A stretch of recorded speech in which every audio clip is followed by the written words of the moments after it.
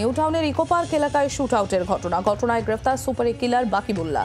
গতিবিধি নজরে রেখে নাসির উদ্দিনের উপর হামলা, নাসির উদ্দিনের উপর ছক কষে হামলা চালায় বাকিবুল্লাহ। আর আমরা এই নিয়ে আরো বিস্তারিত জানবো, আমরা কথা বলবো আমাদের প্রতিনিধি নান্টু রয়েছেন আমাদের সঙ্গে। নান্টু, কি আপডেট পাওয়া যাচ্ছে নিয়ে?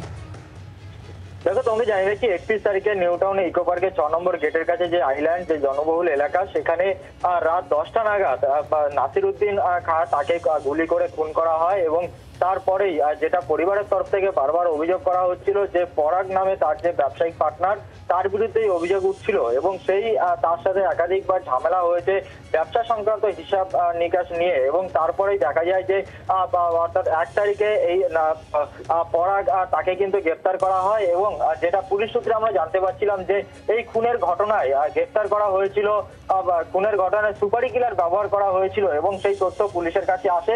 এবং সেই মতো পুলিশ কিন্তু বিভিন্ন জায়গায় তল্লাশি একদিকে যেমন চালাচ্ছিল, অন্যদিকে এই পরাগ এই মুহূর্তে ইকো পার্ক থানা পুলিশ হেফাজতে রয়েছে এবং তাকে জিজ্ঞাসাবাদ করে জানতে পারে যে সে বাকিবুল্লাহ নামে একজনের সাথে যোগাযোগ করা হয়েছিল এবং এই বাকিবুল্লাহ গোটা ঘটনার ছক কষা থেকে শুরু করে আগ্নেয়াস্ত্র হ্যান্ড ওভার করা সবকিছুই এই বাকিবুল্লাহ করেছিল।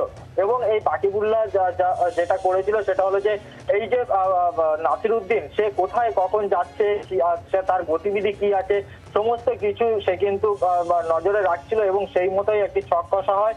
এবং সেই ছকের ভিত্তিতেই কিন্তু দেখা যায় যে এই বাকিবুল্লাহ সে দুজন সুপারি কিলারকে সে হায়ার করে এবং এই বাকিবুল্লাহ সেও একজন সুপারি কিলার।